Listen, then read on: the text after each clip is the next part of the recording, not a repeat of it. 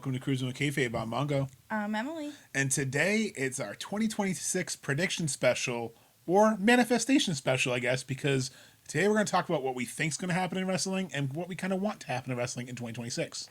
My hopes and dreams of 2026.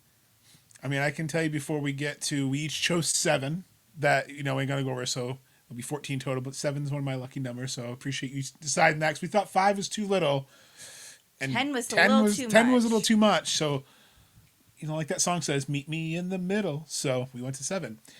And I think we got some good ones. We try to keep them separate from each other, but we might have some duplicates, and if we do, that's okay, because we have some bonus ones. But I'm going to start off with you, Emily. What's one of your predictions you think for 2026, maybe that you think will happen, you want to happen, you're manifesting? I guess some reasoning behind it, or however you want to go. So I want the men's tag tournament to come back with already built tag teams, because I want these, every division across every brand, I want to become more defined.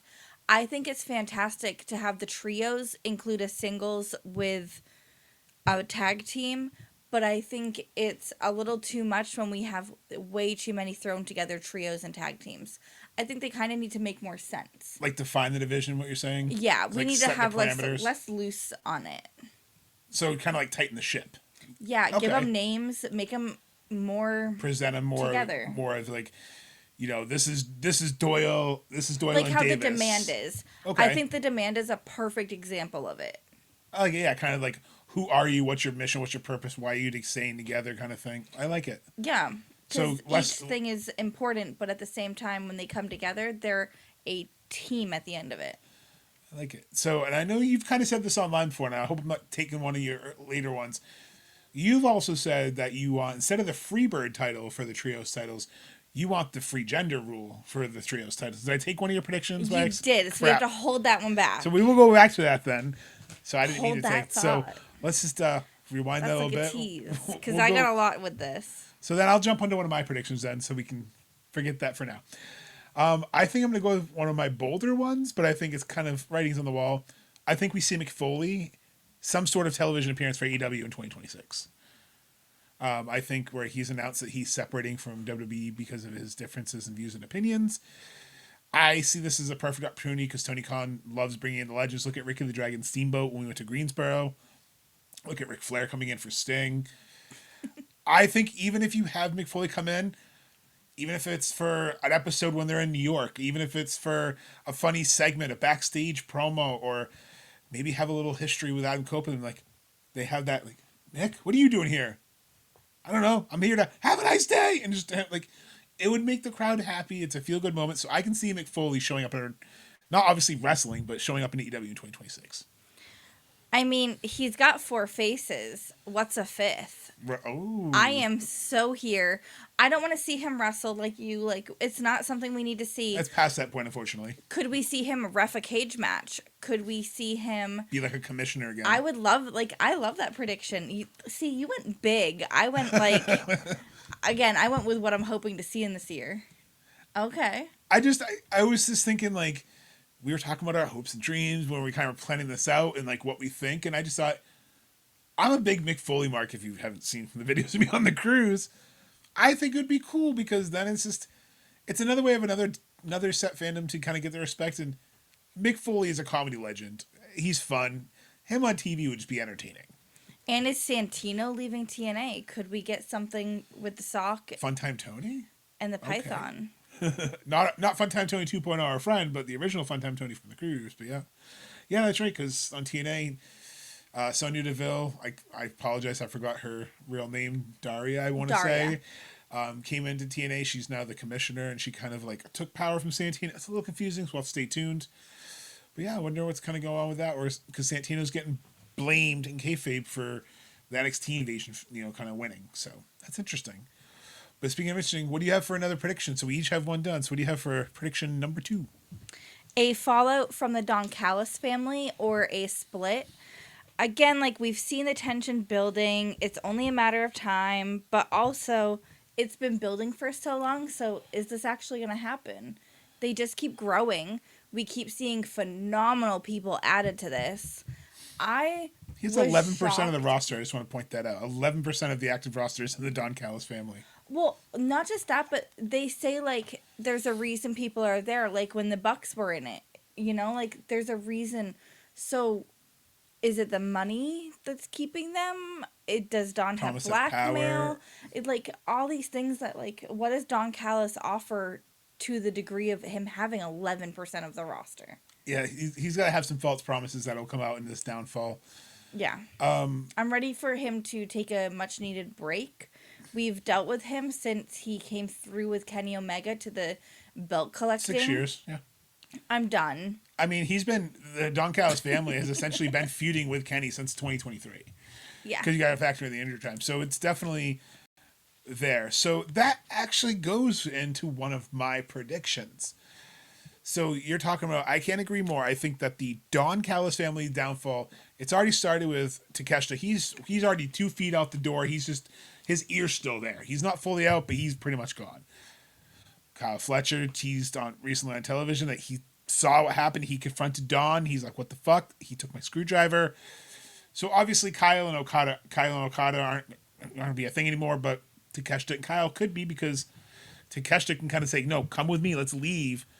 And like you said, there's still 645 people in the Don Callis family that they got to kind of figure out how to divide this up. And Aussie Open definitely isn't a thing.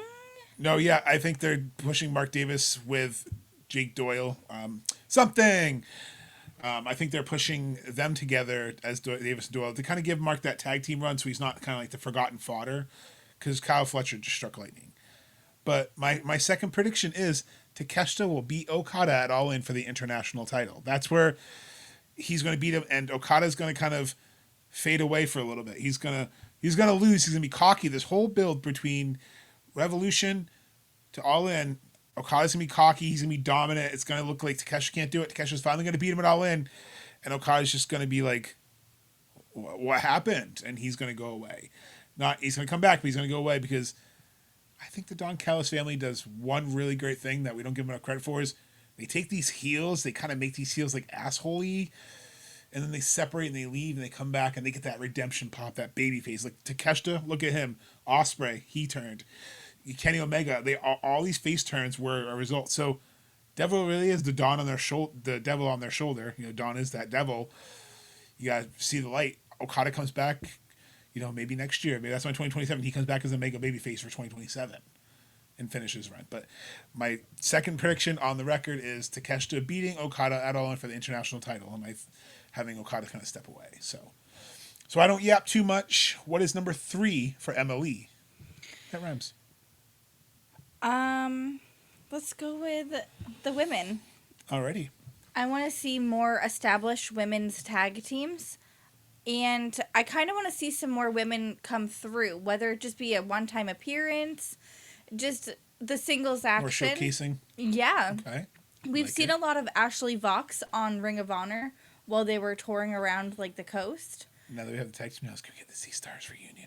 I would love to see Delmy and Ashley Vox together on the Sea Stars. I know they broke up on the Independents, but maybe there's hope on the big screen.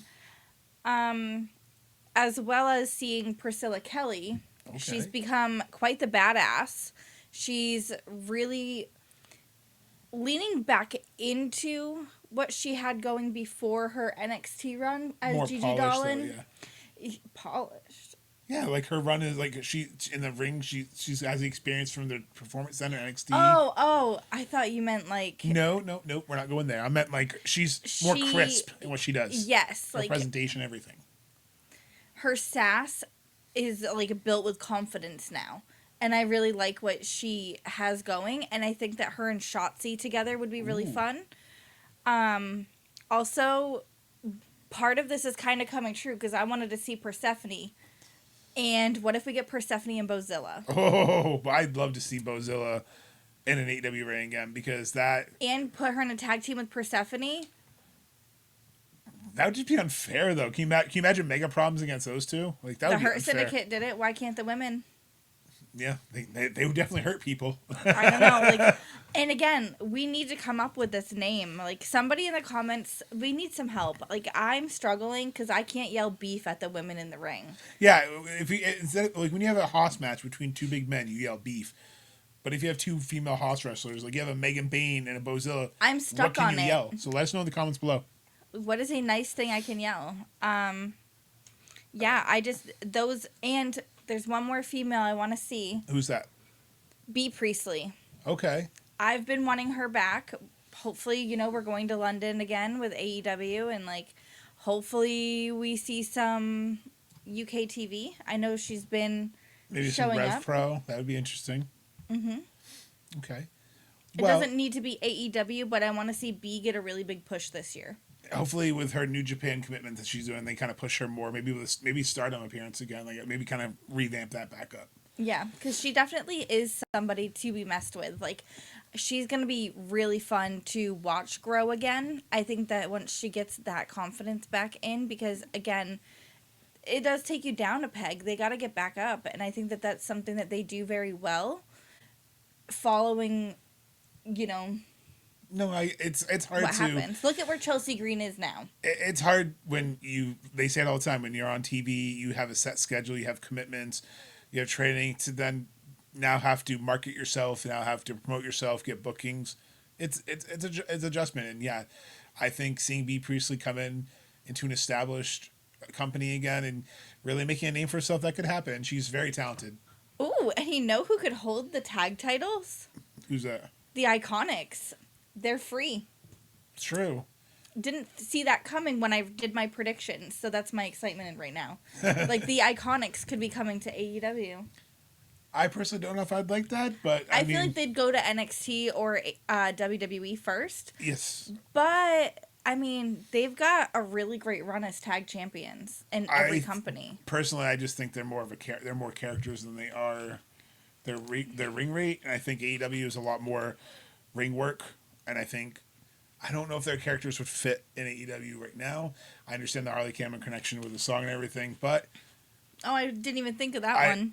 I'm thinking more. I was kind of saying, I'm thinking more they do return to WWE because they've been wanting them back in WWE for quite a while, and I think maybe that's how Brie Bella gets back too. Maybe they kind of bring that back to bolster their tag division, so I see that more as bolstering theirs. But I definitely do see them going to AEW or WWE. But to keep with the women theme, I'll give you my number 3. There will be a Women's Continental Classic in 2026. We saw in 2025, we saw the first Women's Blood and Guts. Every year, and we saw the first Women's Tag Team titles. Every year, it seems like Tony Khan steps it up. People have been asking for a Women's Continental Classic. I'm not saying you have to make a new title for it. I don't think we need a new title. I'm just saying there will be a new Women's Continental Classic, and I think what better way to showcase like what you wanted. And I think maybe he's kind of hinted at that. That's why we're signing up Persephone. Maybe you get a Bozilla. Maybe you have one division be like the Haas division with Bozilla, Megan Bain, Persephone. And then you have one be like the Bea Priestleys, the Priscilla Kellys, and like those kind of wrestlers, and the Athenas. And like you could just have an amazing tournament.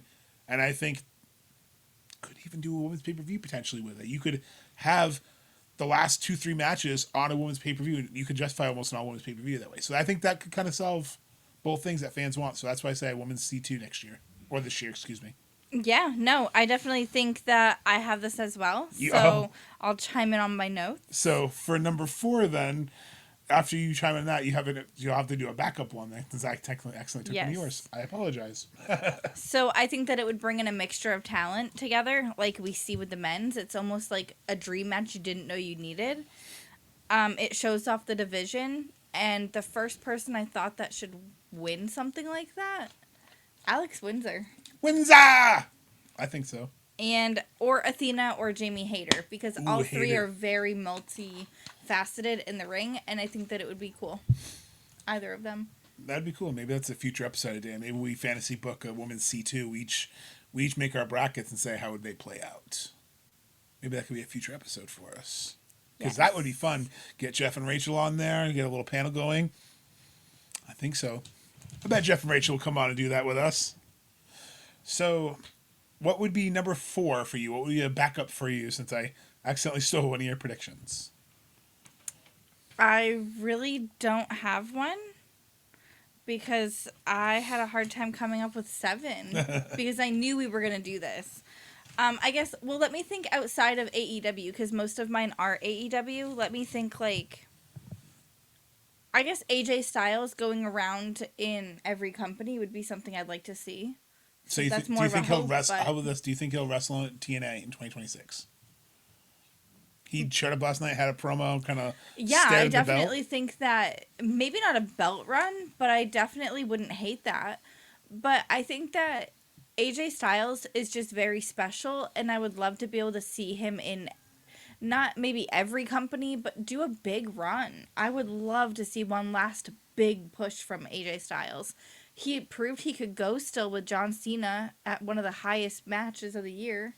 Yeah, but I sadly I don't think we'll get that. I think he's gonna be the retirement tour WWE kind of thing. I think we'll see some matches. I don't think we'll see him. But that was in the end, like, was it what we wanted for Cena? No, but at the same time, focus was there. Besides AAA and TNA, not many companies I can see him going to, because unfortunately some people don't like to play nice with others. But that's a whole different ball of wax. So again, it's a hope. I'm not trying to poo-poo it. I'm just, as much as I'd love to see it too, just play nice with others. I wish that we wouldn't have these stupid invisible barriers because of pride and greed. Full forbidden door. Right, that'd be amazing. Tune in for a episode about that. Actually, that'll be interesting too. I'm really curious to see who fantasy books what on what. But for number 4 for me, I think this is a pretty simple one. I think this is a no-brainer. I think AEW will finally have a pay-per-view in Boston. I think it's going to be something that will be headlined by Mercedes. I think Boston has been deserving of a pay-per-view. It's one of the big cities like Detroit that hasn't gotten one yet. But I think you could see one of the pay-per-views in Boston, maybe like a Full Gear in Boston. I could see it too with all the shamrocks and the gears. I can already see like the logos. And I think they would show up. I think TD Garden, Full Gear would be such a phenomenal pay-per-view.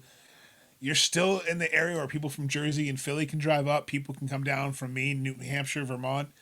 It's still a good market. And AEW is starting to get that reputation where people will travel if you put on a good enough card. So that's close enough for Canadians. Not all of them. I mean, yeah, that's why they can come down through New York and they can make a vacation out of it. Like, I can see it happening. And again, can you imagine the TD Garden with an AEW pay-per-view? That'd be incredible. It would be. And yeah, a little Homer bias on there, but that's why I was like, I think because they need to move locations, they need to stop doing the same markets. So I think tap into one that is starving for a good AEW pay-per-view. I like it. For number 5, what do you got for your prediction? Speaking of pay-per-views, we saw a intergender anarchy style in the arena. Oh, that's right. We had the mix in with Willow, correct? And what if we see a all-female? Okay. That would be kind of something nice, like how we did Blood and Guts. If we can get a women's, we don't need the men's if we have the women's. So women's anarchy in the arena, maybe like Triangle of Madness, and some people going after going all through the arena. I could see that. Let's get toxic. I could see that. I'd be down for that. It could be a trios or it could be a 5-on-5. Fuck, give us 10 on 10. I was gonna say I don't think there's parameter. I don't think there's rules in how many there has to be, so they can make it what they want. Yeah, I don't know. I just think that would be really fun. The tailgate brawls were great. What song choice would work for you? Because they always have that song choice. I think you can't go wrong without the bodies at the floor. But what if they played Evanescence? What about Hailstorm? Ooh, that would be legendary. Or it's just like Avril Lavigne. That'd be hilarious. Or they played Toxic by Britney Spears. Just to play that. There could be so many things. That would cost way more than what Matt was. Yeah, this song's cost me $150,000. You would see Matt being clicking that off way sooner. Tony Khan would be the one out there fuck! Let's not fucking go! So, for my next one, Jacob Fatu is going to win the Royal Rumble this year. I think everyone's thinking Braun Breaker. Everyone's saying Cody's going to three-peat, win his 3rd in a row. Has anyone done that? Not 3 in a row. Stone Cold's won 3, but no one's won 3 in a row. So Cody would tie Stone Cold for winning 3, but nobody's won 3 in a row. There are several who've won 2, or there's a couple who've won back-to-back, but nobody's won 3 in a row. But that's why I see Fat too. He's interjected himself in the storyline. He cost Cody the title. He's kind of feuding with Drew and Cody. I think they're setting up because Cody declared on SmackDown.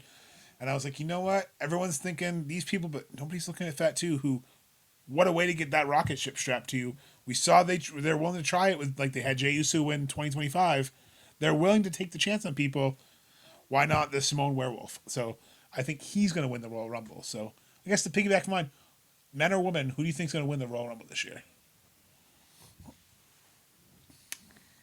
I think to main event at WrestleMania, I could see it being Logan Paul, or to get, I'm sorry, but Cody Rhodes, it does make sense. No. I think it should be somebody a little younger. I think that wrestling right now, you should be putting somebody, not maybe Javion Evans, but why not break another record, the youngest? Like Trick Williams would be a great choice. Trick Williams, I think. And then going with the females, Lash Legend. Oh, okay. Give her a fucking push. That would be that girl, iconic for her to get that. For real. We watched NXT do this show a year and a half maybe. They did one episode and they were trying to showcase like the women doing. Oh, yes, for the gauntlet. Ava was like watching them. Yes. Yeah, and this girl was kicking ass and I'm like, surely that girl won. There's no way. Then I found out it was Lash Legend and she didn't win and I'm like, but she was the one doing everything. Yeah, unfortunately they kayfabed it, so she didn't get the glory, but yeah. She was kicking ass in that challenge, and I really enjoyed that episode, and I was like, it's cool to see, like, that's when I liked Sol Ruka. You got to see all the NXT women shine, and who they were through that. I guess that's the point of that episode. But it worked. It worked. So, I would love to see Sol Ruka, Zarya, and Lash Legend really get a push this year at the Rumble. Very well deserved if they do. Lash Legend could just go up against Jade Cargill and like push people out. So I still so I won't count that as your prediction. So I'm going to ask you, what is your next sixth prediction? 6. I'm going to go with a Casino Royale at Double or Nothing. Bringing it back to classic, okay. But we're going to bring back somebody re-signed. And we're going to bring back an unexpected big name like Ospreay, Copeland, or Jay White. So like a mega return, okay. It's going to be a re-return, somebody who left AEW coming back in. And then we're going to see somebody like that's been out for a minute, but so it's been signed. That would be in the 3s as well. So there's only been 2 people who've left and come back to AEW. 1 is Andrade, and 2 would technically be Stu Grayson. So who would be that person? I asked you earlier in the week to kind of ponder it. Who would be the person that's going to be number 3 to come that left AEW and is going to come back? I feel so mean saying this. Who? Ricky Starks. I mean, I don't know when his contract ends. I don't know anything, but they released a lot of people throughout the year. You never know. I don't want to see that happen to him. I want him to sail at WWE, but it doesn't look like he's sailing right now. I mean, you never know. Like, sorry, you can never say never in wrestling. I never thought I'd see Bret Hart in a WWE ring again. I never thought I'd see CM Punk in a WWE ring again. Bret Hart was in an AEW ring. Never thought I would see Ultimate Warrior come back. Like, there's people that burn bridges beyond burning bridges. Sting? Yes, Sting straight from the AEW. Never would have thought that, or even WWE. So, stranger things have happened, and I'm not talking about the great show that we finished, but stranger things have happened in wrestling. So I could definitely see that happening. Is there someone you think that would come back? Yes. Malachi Black. Yeah, it's weird. He has a huge run with Zelina right now. He has crossed his storyline, basically. I know. However, we know how very flash in the pan booking that can be on that show, on SmackDown especially. I could see that happening where he'd have to eat some crow. Well, that's what I'm saying. I could see maybe he has unfinished business, or because there's not a lot of people. But I think for funds, not so much in a wrestling role, but maybe in a manager role, Marco Stunt. I feel like we got a little bit of a tease with Jack Perry saying, well, Christian got Marco fired. Marco's went back on Cameo. He's been putting out his car salesman content a lot. You can be retired, still work in the industry, even if it's a couple appearances here and there. I think Marco will come back and maybe be like the Alex Abrahantes, maybe be like the hype man for Jurassic Express when they're healthy. speaking of, Alex Abrahantes no longer works at I know. AEW, so I wonder who's going to be their hype man. We'll have to kind of see, and that's the nature of the. And that's why I'm surprised neither one of us had anyone jumping ship side to side for our prediction. But I feel like we've kind of said we know who's going to go, like Jericho and some other ones. Will Hobbs. So I think for number 6, I've said this a couple times before, so it's not a shock to anyone who's listened to me before. Bayley will be All Elite in 2026. That's my big prediction. I think that whenever her contract is up, I believe it's late spring, early fall, I think we could see her, and maybe she comes in at that Full Gear in Boston to help Mercedes. And I think they eventually become tag team champions, but I can see her reuniting with Mercedes and kind of helping. You said these tag divisions need identity. What better way to help kind of keep that tag division, have some veterans in there that can help these younger tag teams grow and elevate, like Mercedes already elevated the women's division. So can I tie this in? Absolutely. So for number 7, why don't you tie in yours? The trios becoming intergender or gender fluid. I didn't know the way to word this, but the title belts could be... No gender restrictions. Yeah, no gender restriction. 2 women, 1 male. 1, no woman, combinations 2 don't matter. males. 3 women, 3 men. It could be however it plays out in the ring. We don't need new titles. Just make the trios titles available for everyone. And there's so many teams. And you just gave me LFI with Bayley, Beast Mordos, and Roosh. That would be sick.